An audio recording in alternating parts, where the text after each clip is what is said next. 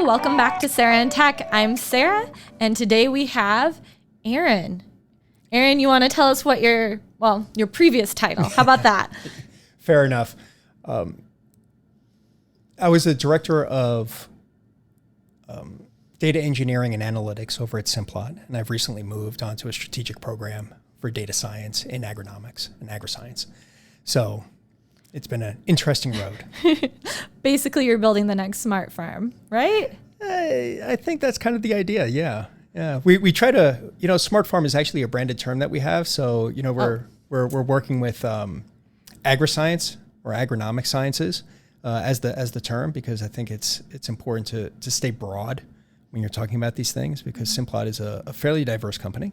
And there's a lot of different businesses doing a lot of different things. And as we try to bring all these things together, we try to use generally neutral terms. Mm-hmm. That aren't trademark or copyrighted. That's right. So I will not use that word. Oh, that's all right. That's all right. Just a simplified way to say you're trying to put robots and sensors and a bunch of computer stuff into a farm that's full of dirt and plants. Right. That's right. A lot of tech on a lot of organic matter. Yep.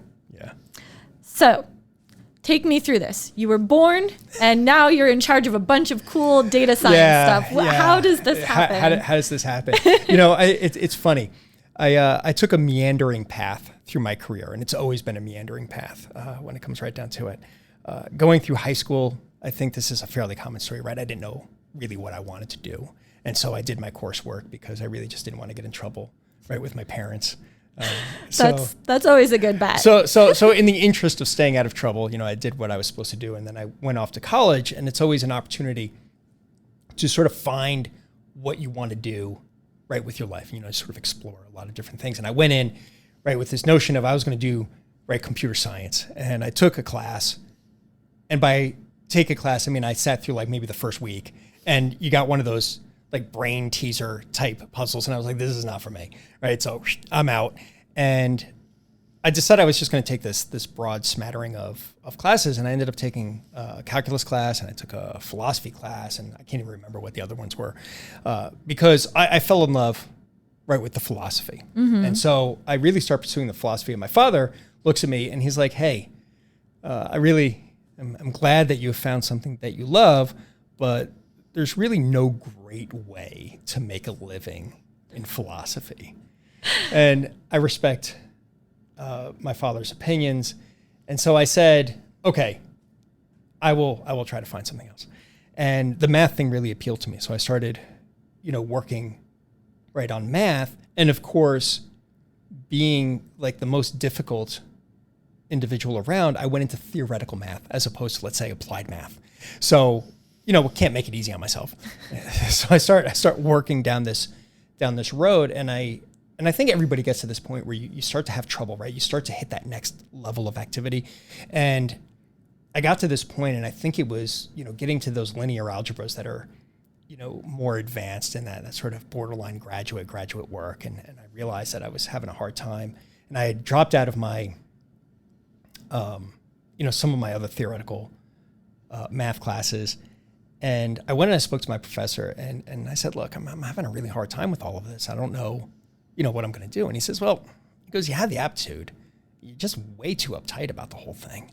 So I said, okay. And being 19 or 20 at the time, I relaxed the way every 19 or 20-year-old does. And I grabbed some beer and I sat down to do math. And like this light bulb went off in my head. And I was like, oh my goodness, this, really isn't that hard. You just sort of have to follow your nose.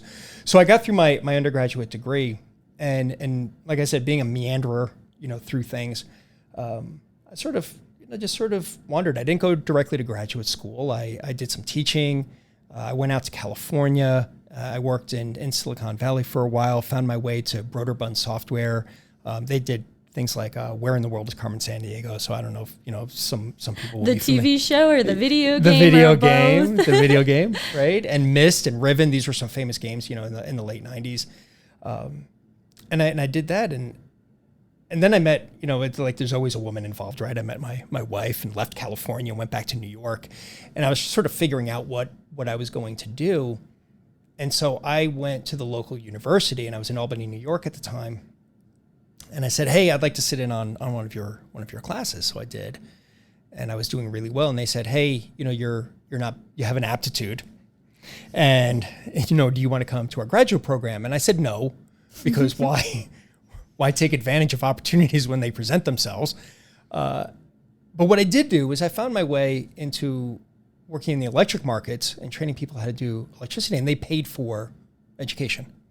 So in that general area in New York, right, mid-state New York, around Albany, there's a university called Rensselaer Polytechnic Institute, and it's a pretty good school. So I apply, and they let me in, and I actually ended up with a National Institute of Health scholarship, or they were paying for my degree work. So I started working on that, and that was the moment at which I really started to become serious, right, about this type of work. And I went through the master's program. I did not continue on my PhD because my wife had given birth to our third child, and making $14,000 a year on a stipend is just no way to. And taking care of three kids. Taking care of 3 kids is no way to make that happen. So I then went to work, and my wife's a chiropractor, retired now. She doesn't do that anymore. And I went to work for the New York State Department of Transportation and did some work there. And then as soon as my wife had decided that she was sort of done with her business, because we couldn't just pick the business up and move somewhere, right? The business is where the business is. And that's when I sort of found my way to Idaho. Mm-hmm. And we had some friends who were moving here. They were going to go work the husband was going to work for Micron. And of course, being good New Yorkers, we were like, where's Idaho? What part of the country is it? In the United States? Exactly. It's like we have no idea where it is.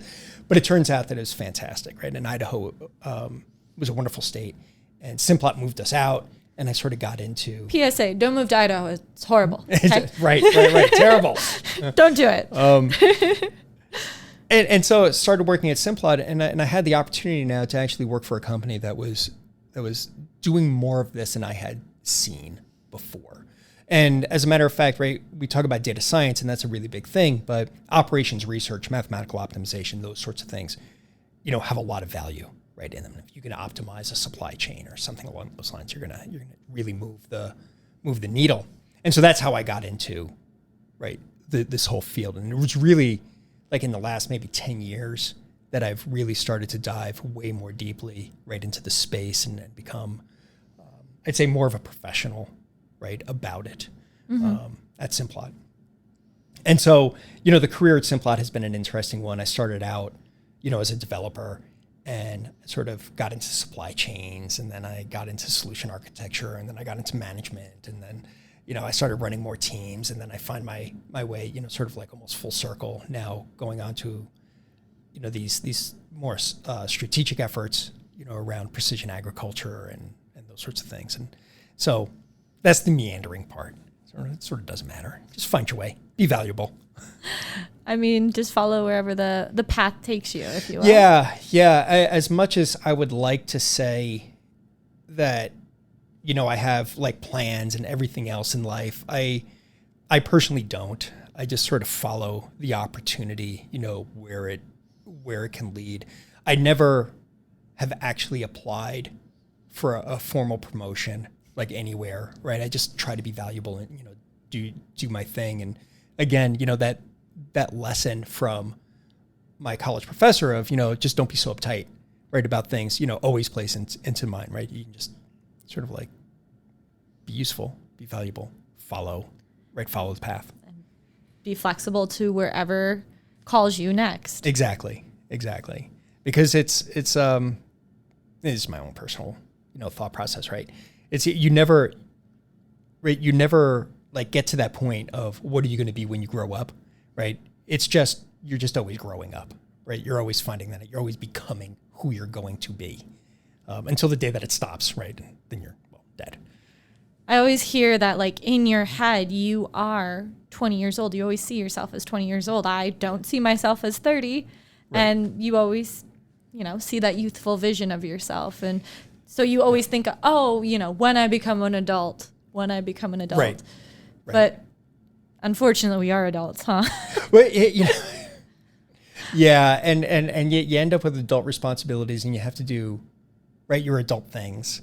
But one of the things that I think sort of keeps me going. And maybe it's something that I got from my grandmother, who lived to 103, right? Was just this notion of nothing is going to, right, like hold me back. And her like notion was like, my age is not going to stop me, right? And I think I've personally picked up, right, some of that, and I'm grateful for it, because, as those changes, happen, if you can look at the positives, right, you can better engage, right, in what you're going to do. I also had a great grandma that lived to be 103. And at the age of 97, she got on the back of a motorcycle, not previously experienced on riding motorcycles. And I can just be half as adventurous as my great grandma Georgia. I'm set. Yeah, you're all set. I remember when my grandmother, she was in her 80s or her 90s. I can't remember. And she was like, okay, I don't think I can do yoga standing on my head anymore. It was some crazy thing like that. And I was like, what are you doing? Right. But good for her. Right? Good for her. Never lose that sense of adventure. No, not at all. Or in yoga's case, the actual act of being flexible. Right. Exactly. So how did you decide you told me how you went into math and how that transitioned. When did you ever formally learn how to program? No. Just taught yourself? Taught myself. Yeah, it was tough. I mean, honestly, it's some of these things don't come naturally to me, and programming is absolutely one of them. I make no secret about the fact that I despise the act, right, of writing code. You sit there and you sort of like execute your code, and there's you forgot something somewhere. I get furious, right? Mice start flying, and things along those lines. But yeah, I taught myself, how to code by really following, right, these books, right? You can buy them right anywhere these days. People are releasing free books. But if you go through them, you can learn. And then one of my favorite books of all time that I think really helped was Code Complete 2. It's a fairly famous piece of work. I read that thing cover to cover, and yeah, it sort of got. What language does it go into? It's not in any language. It's just like how to code well. Right? You should probably read that. Most data scientists should probably read that. It was really good. I have not mastered anything in that book, I guarantee you, but it was good. Help me out. What would you tell a child if they wanted to become someone that is the director of something that we don't know what you're the director of right now, but you're a director of a lot of stuff. Well, I like I said, I try to be valuable, right? Is, if you want to progress your career, and this is a piece of advice that I give myself. I have to remind myself of this and others, right? Is your skill set, and in the case that we're talking about, like data science or something like that, those are table stakes. Those get you to the conversation.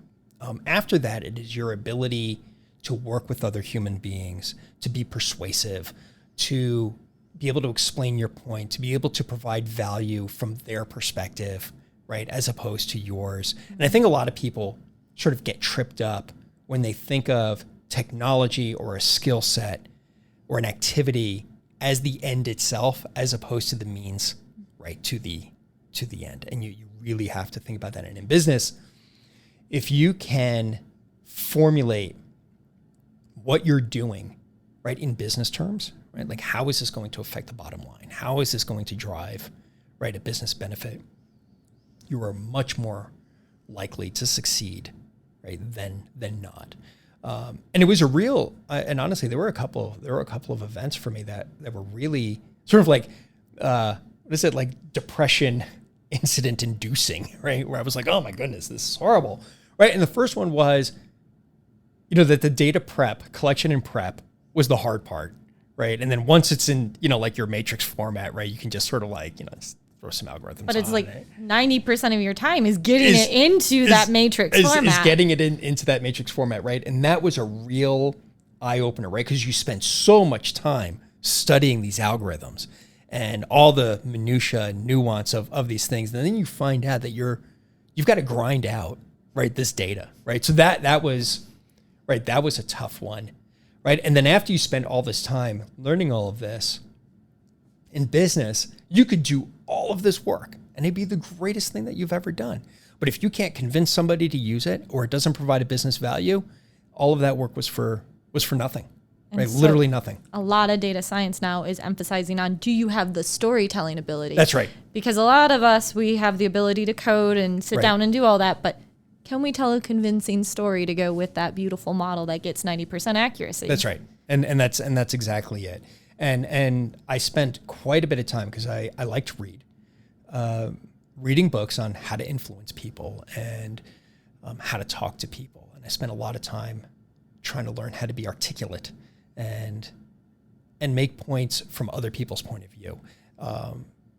And really, we spoke briefly about my career progression, where, if whoever's listening carefully, right, would note that I've probably done, maybe 5, no, more than that, at most 10 years, right, out of the 25 years of like actually coding and writing stuff, and the rest of it, right, has been just the soft skills and the working with people and those sorts of things.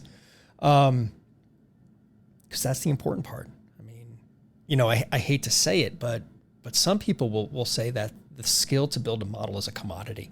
You can hire that.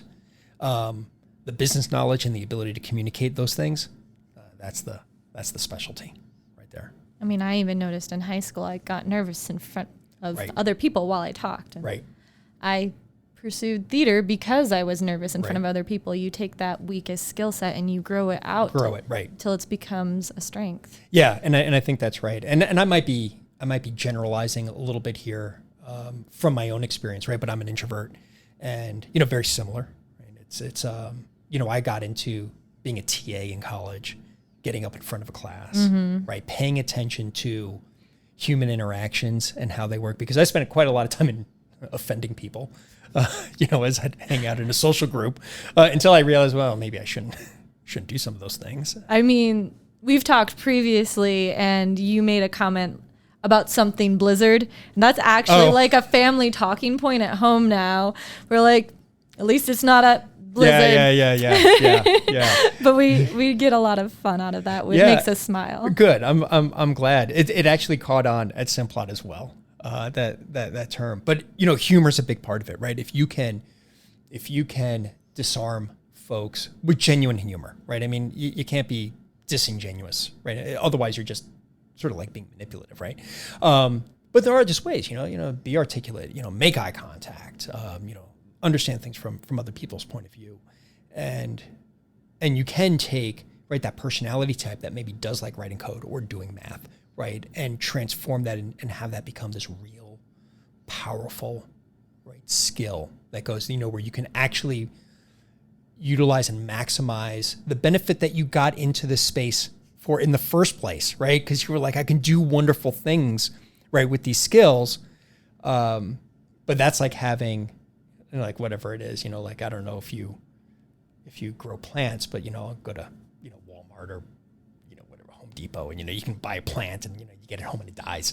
But you have to grow, right? And give it all the nutrients that it needs. And that's what the social skills and the soft skills, or as one of my colleagues said, the soft, chewy center, right, of life. I mean, if we did a plant analogy, if all you did was pour, I don't know, nitrogen on a plant, it could eventually kill the plant. And if you don't water it and give it other things that it needs, like sunlight. Yeah. And the human is the same way. Just because you're insanely good at coding, you also need the other skills. That's right. Exactly. So how do you stay inspired and motivated? You've done all these great things in all these different spaces. Right. It's I was thinking about this recently, because I have a friend of mine who's out of Boston, and he's always like, how do you do this, right? How do you keep going? And I don't have a great answer, right? I think the real answer is, if you don't keep going, you stop. And I'm not a particularly, like, I don't like go off and do a lot of things out in the world because of my personality. I'm an introvert, right? But I get up no later than 4 a.m. every day. Oh my goodness. But Right. like, that's normal for a farmer. Right. Yeah, but I'm not a farmer, right? But you're I'm in agriculture, right? Right. Working for an agricultural company. And I find that if you find the things that you're interested in, like I love to read. I'll read about 5 books at a time, mostly because I get bored. simultaneously? Yeah. Like I'll put a pile over here. I'll read 10 pages, move it, grab the next one, read 10 pages, move it, right? And sort of like go, and then they come back the other way. And then but I love that. I just love learning things. And if you can find something that you genuinely enjoy and doing, you don't need to be motivated, right, to go off and do it. Now, was I always like this? No, I wasn't. And I think this is the second part of it, which is motivation, a lot like physical strength, right? People can be born be naturally strong, but you can also develop it, right? You can also work out, you can go to the gym. And I think motivation is very similar, right? You have to have a goal and you have to go for it. And yes, every day is hard, but then it gets easier and easier and easier. And I don't even think about the fact that I get up no later than 4 o'clock in the morning. As a matter of fact, I'm annoyed, right? If it's 4:30 and I just wake up, I'm like, day's over, right? What am I doing? It's only 30 minutes. Yeah, it's 30 minutes too many, right? But you don't think about it. You get up and you go and you do it. And for me, it became less about having to be motivated and more about having learned the skill, right, of doing, right? And I just apply that skill, right, to learning how to code and sit there and just, rifle through, textbooks and go, okay, I have enough, right? Or one of my passions is philosophy and reading. So it never went away. You still are passionate about Oh my philosophy. goodness. Oh my God. Like more so than math, right? But couldn't you just say philosophy is just, or math is just philosophy with numbers? You could, as well, the theoretical stuff. I would absolutely agree with that. Right, and you just sort of do it, and you just get better at it. So I think it's a combination of find what you're interested in, and practice, because you have to practice. We're here today. Mm-hmm. I was a little nervous, right? But it's like, you know what? Let's go. Let's do this. Let's experience something new and have some fun. I mean, this is only my 5th time. Right, there you go. So I'm just as nervous as you, if maybe not a little bit more, because my butt's on the line a little bit. Well, I admire the fact that you're doing this. Well, good for you. I just want to get out the word that there's a lot of very talented people that are really good at tech, and they didn't always start out being like, in 10th grade, right, I'm going to absolutely go into tech. And they have interesting stories. And I think the consistent thread I see throughout everyone is that they keep trying. And it's a little bit of luck and it's a lot of bit of trying. Yes. And with those two things together, you can make it happen. Yeah, and I think that's a great observation, right? Because the luck part, it's one of those things, right? There's like the Obi-Wan Kenobi, right? There's no such thing as luck. Sort of statement. It's find those opportunities, find that moment and like run through it. And you can only find an opportunity if you're prepared to see an opportunity.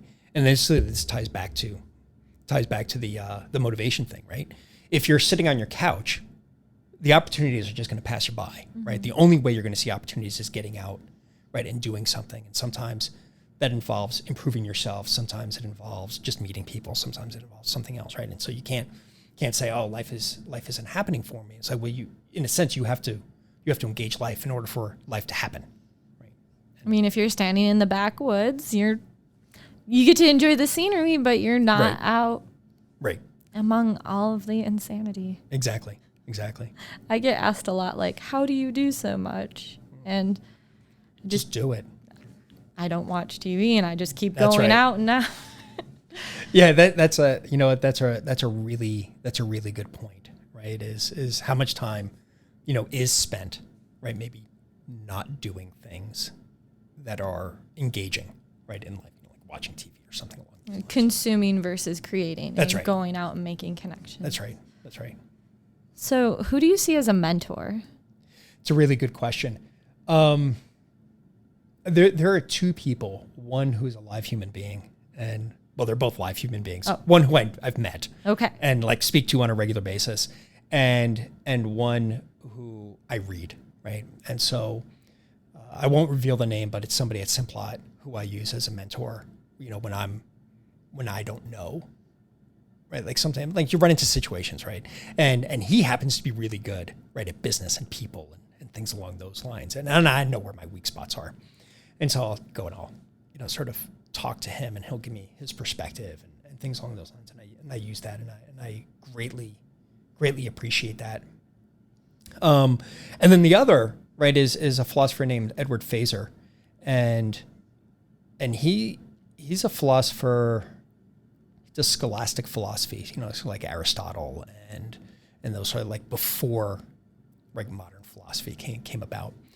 And I just find his stuff to be absolutely incredible. And so he's got a blog out there that's, you know, edwardfeser.blogspot.com or whatever it is. You know, you should go. And I just love reading his stuff because, you know, St. Thomas Aquinas, which is a lot of what he writes about, was this really prolific writer in philosophy. And it was, you know, really addresses, you know, a lot of things, and, you know, uses Aristotle, right, as the source material, you know, for things. And you know, I love philosophy, right? Especially Greek philosophy. So Do you have a favorite, like, philosophical toy or thing that you think about a lot? A toy problem, if you will? Oh, interesting. I know that I can't stand epistemology, right? What does that exactly mean? All right, I'm not familiar with this space, so you're going to have to help me. Let me phrase it differently. I don't like, right, this notion where people are like, can you really know the real world, right? Because your sense impressions, like, you know, I'm looking at you right now. Mm-hmm. You're looking at me.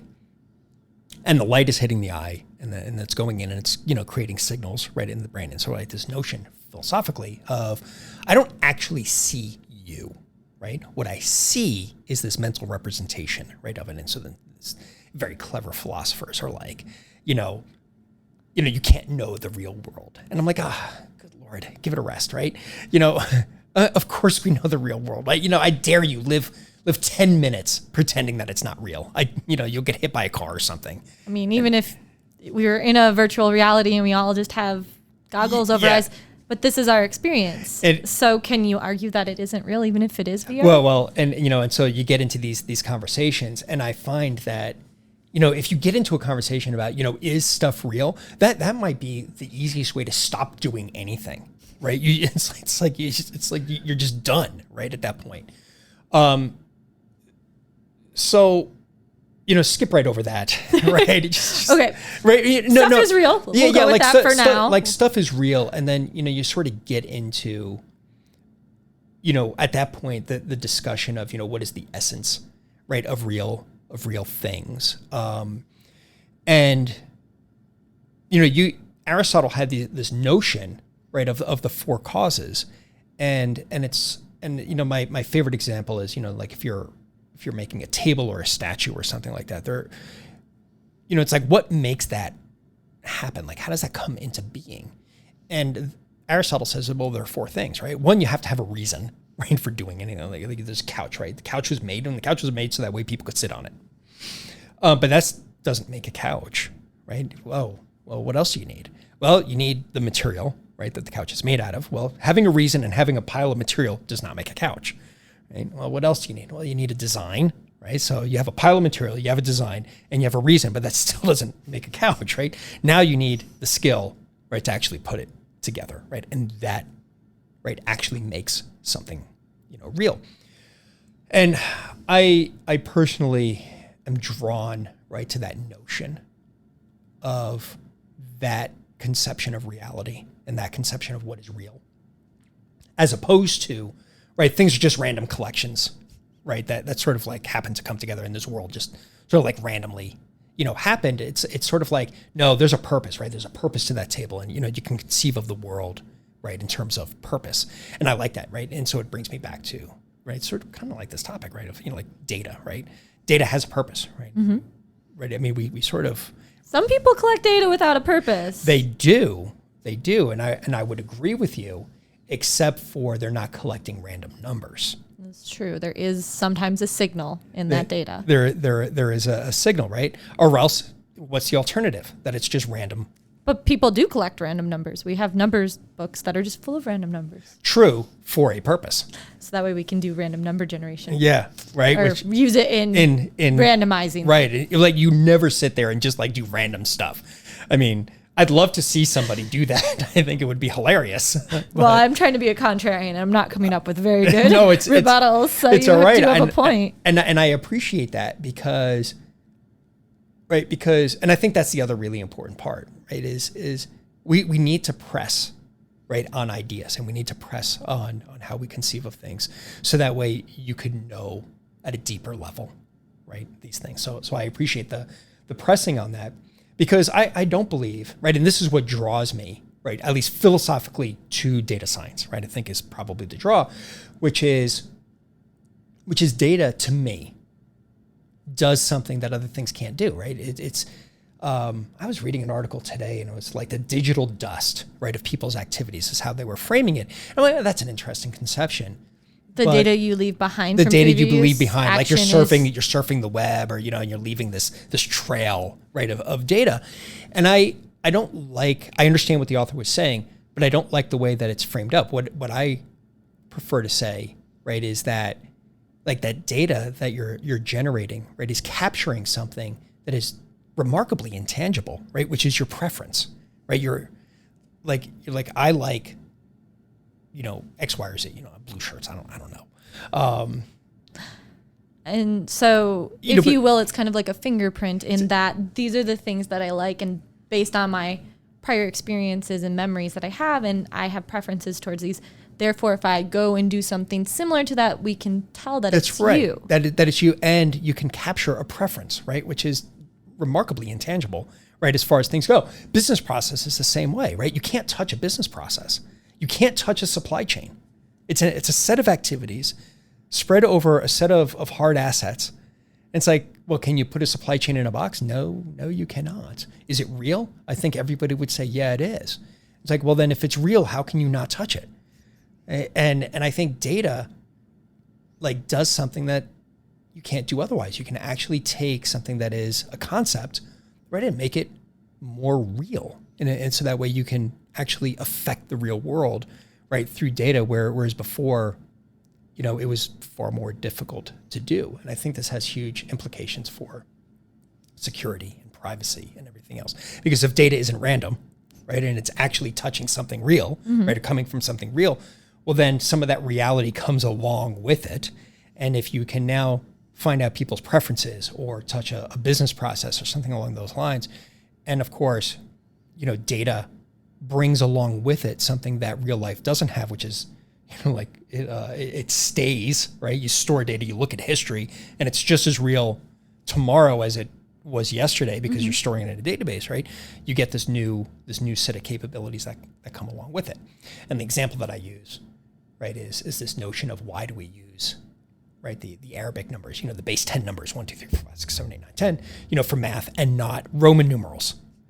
Right? It's because Roman numerals are a pain in the butt to work with. Or the fact that the Mayans use base 32, or you could do a base 8, or computers do binary. They do binary, right? But some forms of numbers have capabilities that other forms don't have. And that's sort of the point, right? When you take something intangible like a business process or preferences and you change their form into data, you get new capabilities that come along with the new form that you did not have before, which I think is a very powerful sort of way of looking at it.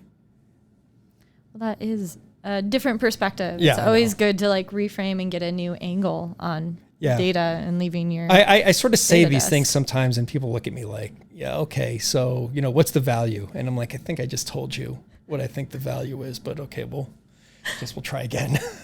There's definitely a lot of value in what we just went through. So what is something that you would tell your grandchildren to influence them? Oh, yeah, that's a good question.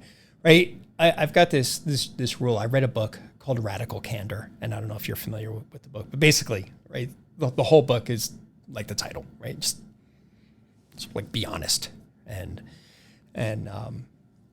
be honest with yourself, right? And be honest, right, with others. Because I don't believe that you can have a real relationship in business or in your personal life or with yourself if you're lying to yourself, right? And so this sort of gets us back to the motivation thing, right? If you are constantly out there living life, you can find out more about yourself. And if you can find out more about yourself, you can have more genuine relationships, right, with other people and deeper relationships. And so the advice, right, is to be honest, with yourself, and then sort of like face the world, right? And don't think you'll ever be done, right? Just, what we were talking about, right? Which is you don't grow up, you become, right? And you continue becoming, right? And you can't really do that if you're not willing to introspect and you're not willing to engage, right, in the world. And it isn't just a pivotal moment. It's something that accumulates over time. And it does, right? And then your perspective changes on the world, and then new opportunities open up, and then you can explore new things. And so I'm really big on the truth and integrity, because I think that's foundational to everything. You would hope that most of our human existence is dependent on trusting other humans and hoping that they are telling the truth. We're relational, and we want people to tell the truth, right? It's sort of like how con artists work, right? Is you want to believe, right? You want to believe. I think we're programmed to want people to tell the truth and to believe, and I don't want to disappoint anybody, right? In that, it's like, here it is. When I manage people, I make a promise to them, which is you will always get the truth from me, good, bad, whatever, right? Here it is, lay it out. And if, in business sometimes, right, especially as you move up the corporate ladder, you're given information that you can't share.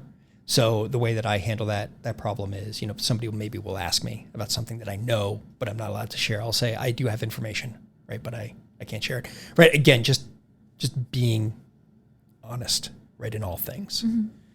I definitely always appreciate leadership when they're open and honest and have good communication. I think everybody does. I feel like that's like a required course that management should take, is like how to have open and honest communication. And Yeah, exactly. So how would you define success? Boy, that changes every 5 years for me. I think when I was younger, right, success was, reaching a certain point and, in my career.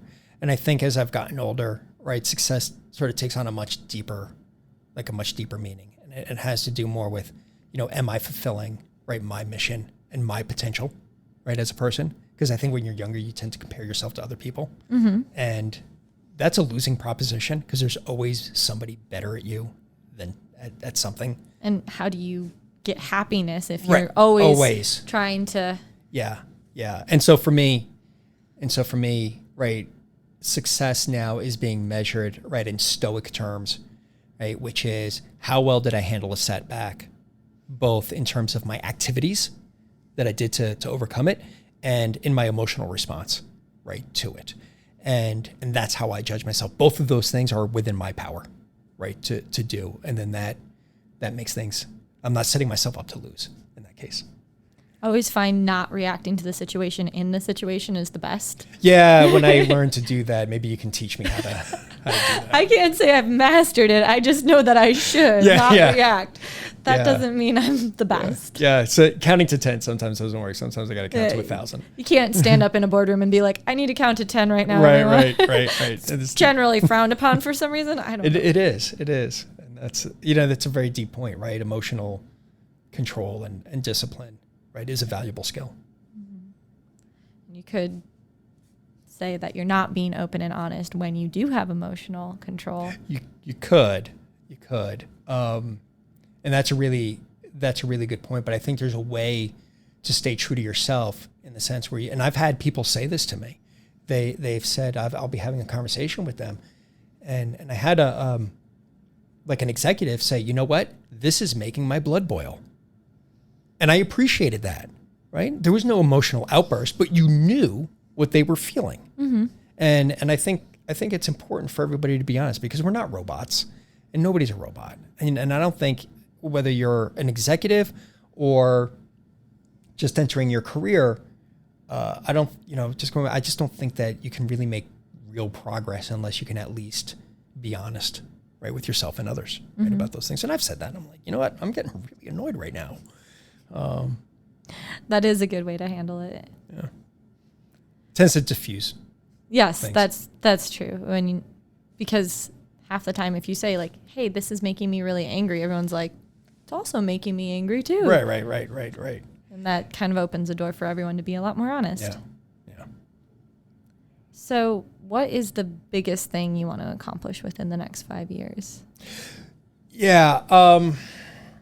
I've been struggling with this one because I've been thinking about it a lot lately. Ultimately, like a goal, right, that is within my control, right, is to actually start developing, right, some philosophical, thinking around information. We were just touching on that, a little bit. And, I think there's something alluring to taking Greek philosophy from 2,000 years ago, right, and applying it to something that is uniquely modern, right, which is this influx of data and information and everything that goes along with it. Because, if you can, I think it sort of hints at these enduring truths, right, in philosophical thinking, and maybe even sort of points to, like what it means, right, to live, which is, like Greek thought was a lot about, like the Stoics were about how to live, right, a good life. Plato and Socrates spoke about this, quite a bit. Aristotle spoke about everything. So, Have you thought about writing your own book? I have, and I have, like a 3 or 4 page outline. And like the next step for myself is to actually get up and start writing instead of reading, at 4 a.m. But that habit is kind of hard. Is kind of hard to break. Especially when you enjoy it. Especially when you enjoy it. So I've been sort of wrestling with like how to go about, right, doing that. And being very honest, I've it's like, oh my goodness, I'm getting older. Like how many people write books, when they're older. But then I read this great book by Will Durant. I think it's called The Story of Philosophy. And a lot of philosophers, right, tend to start a little bit older in life because, you sort of have to have a little bit of life experience in order to be like halfway decent at philosophy. And so I was like, whew, thank goodness, maybe I can start. Well, I can definitely hook you up with some friends that are actively working on books or have published books. Well, that would be fantastic. They could maybe give you advice. I would love that, as a matter of fact. I have not written a book yet, so. Yeah, it's a lot of writing. Yeah, it is. I mean, I made an outline. That's about as far as I got. Yeah, that's where I'm at. That's where I'm at. So maybe I should also tag along to those advice sessions too. So where do you see agricultural technology going? Yeah, I think it's only going to grow. I think it's almost inevitable, right, at the end of the day. It's a necessary thing. We cannot exist without food. That is how we get all our food that's needed. Yeah, I mean, look, I never met farmers before I moved to Idaho. And here's what I learned. They know what they're doing. Yes. They're really, really good, right, at what they're doing. Yes. And it's really quite impressive. But the next step, right, you could know, like, as you know, there's a certain limit that you're going to hit because of maybe the variability of the data, right? There's only so much you can squeeze out of it, right? So some of this technology will not progress beyond where it is now until you get more data with a tighter variability. But that's not the only way, right, to make progress, right? You can make progress in terms of capturing expert knowledge, right, that is out there. So let's say you have people who have farmed for 50 years and they exist, right? And they're going to retire. What are you going to do? Like how do you transfer that knowledge, right, over? Well, one of the ways is you build a model, right, that replicates the decision-making process. I'm thinking though, most of these farmers have children and they have them on the farm with them and they pass along the knowledge inside the family. In some cases, yes. And in some cases, no. And, the younger generation, this is just my understanding, right, is definitely more tech savvy, right? And so they want this stuff, right? So there'll be a bit of a pull. And then I think, to your point about, we have to feed people and, how do you capture this? But one of the things that I find fascinating, right, about mathematical modeling is that you're sort of capturing a decision-making process about a process, right? So it's not like potatoes grow like they have a different biological process every time they grow. They have roughly the same biological process every time they grow. Are you saying potatoes are similar from year to year? I'm just saying that potatoes are similar from year to year. And if you can capture, right, that, the wonderful thing is that it's captured. And now, maybe you don't need, 20 years of experience to become like really good at farming. Maybe you can start off right you've raised that minimum level of productivity, right? Just right out of the gate. And then you can add that expert knowledge right on top of it. And then of course you're always growing that until you get to full automation, right? And so I think that's kind of where we're headed, right? Is this notion of, just always gathering more information, always creating better automation, capturing expert knowledge.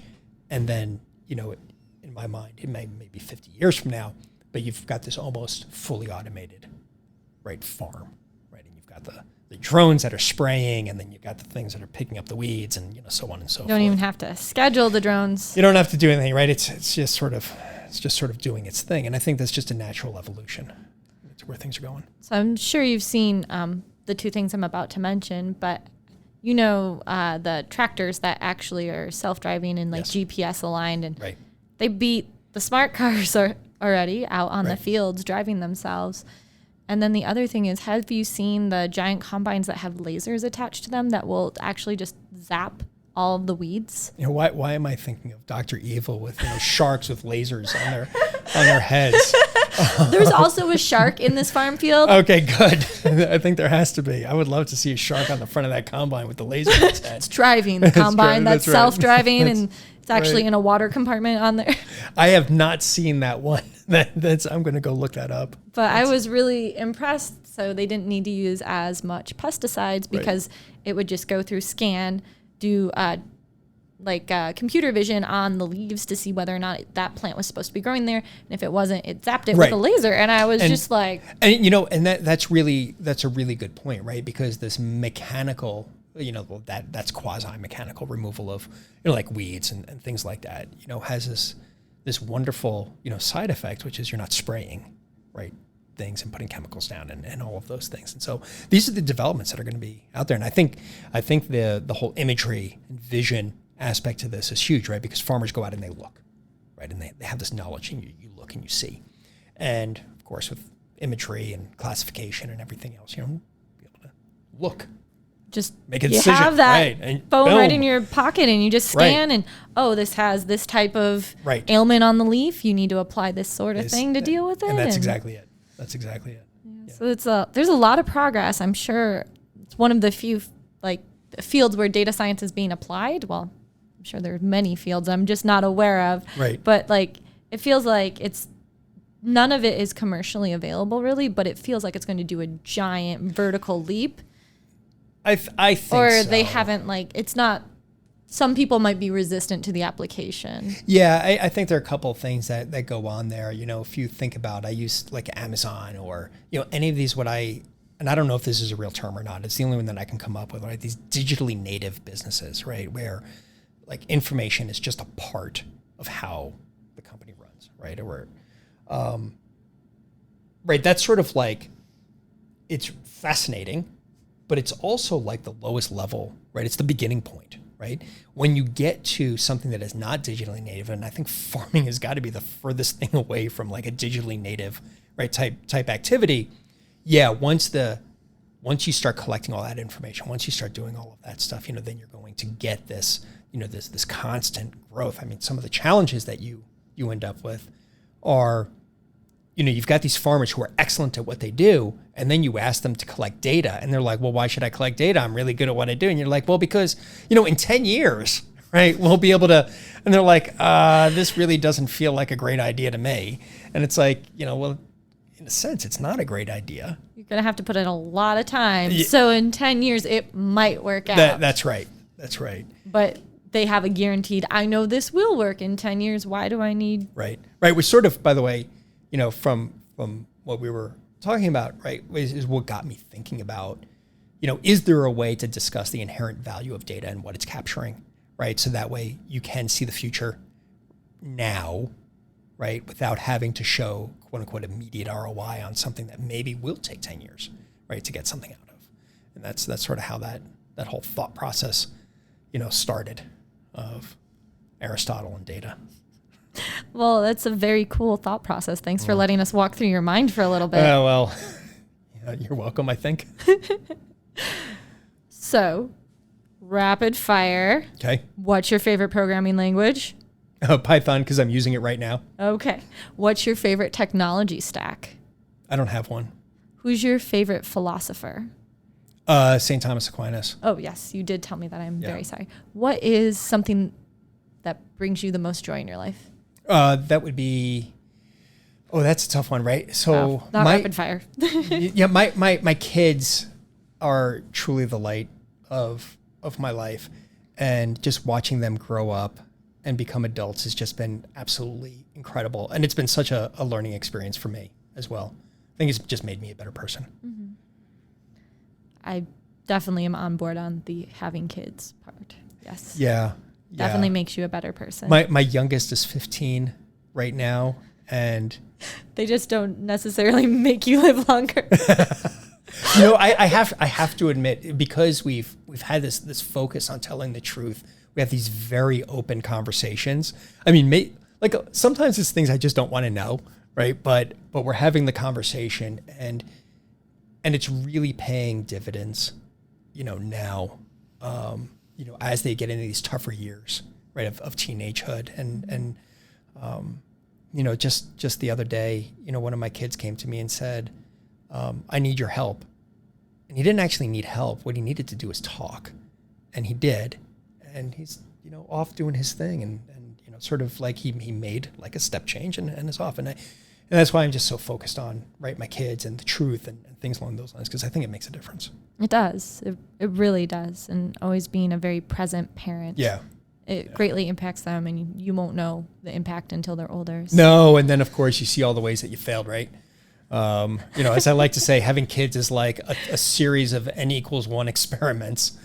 It's like, you always get one more experiment. You always get one more. Yeah. But in the moment, you're kind of screwed. So what is something that keeps you up at night, or a big fear or stressor? It's being able to take care of my kids until they are old enough to take care of themselves. I don't have, I talk to my wife about this a lot. I don't really worry about myself so much. I really believe as soon as my youngest is 21, I'm going to end up bartending somewhere or doing something. I'm just going to be Shh, don't, nope. You're totally going to be at Simplot. Right. No. I'll work at Simplot and bartend. Oh, okay. There we go. But the point, it's sort of like a joke, but you have kids, you invest, and I just want to see them sort of get off and be adults, because I know I can take care of myself, right? But watching them learn to take care of themselves is stressful, because I'm like, are you going to make it? Right? Please make it. Because the parents are the safety net. That's right. So when they fail. Right. Yeah, you pick them up and you set them down and they go forth. And, you want them to be successful and you want them to be happy. And, and so those are the things that I worry about and I think about, when I think about work stressors. It took a lot of thinking, by the way, to come to this conclusion. My stress at work has absolutely nothing to do with the stress at work. It has to do with, is it going to impact my family?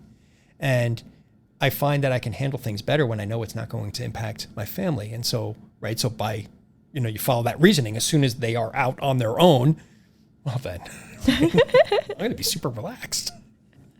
There's nothing left to worry about. There's literally nothing left to worry about at that point. Or anything that I care about. Right? So do you have any closing thoughts or?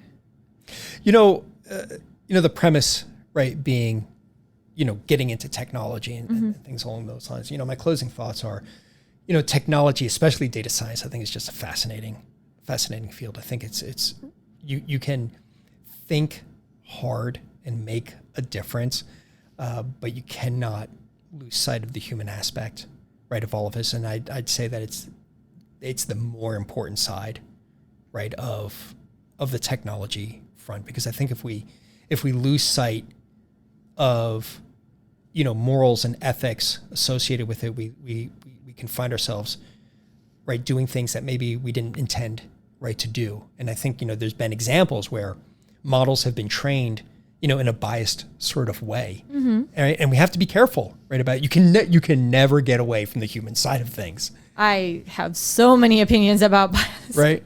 No, but seriously, right? It's like you can't just collect the data. You have to think about what you're collecting, what the purpose is, right, at the end of it, so that way you don't find yourself doing something stupid. And so I think that's probably my big closing thought. I want to make one comment about biased data. Mm-hmm. And it's just that it's a reflection of the person collecting it, I agree, rather than the actual situation. I agree 100% with that statement, right? Which is why, right, this conversation we've had, self-reflection, understanding, you know, all of those things. You cannot, it's never just collecting data, right? There's always human beings, our point of view, our outlook, our preferences, our dislikes, you know, sort of all, right, get into this messy mix of things. Well, Aaron, thank you so much for coming on and talking tech and philosophy and data science. Well, thank you for having me. Really enjoyed myself. And that's Sarah in Tech. Very good. Thanks for listening to Sarah in Tech.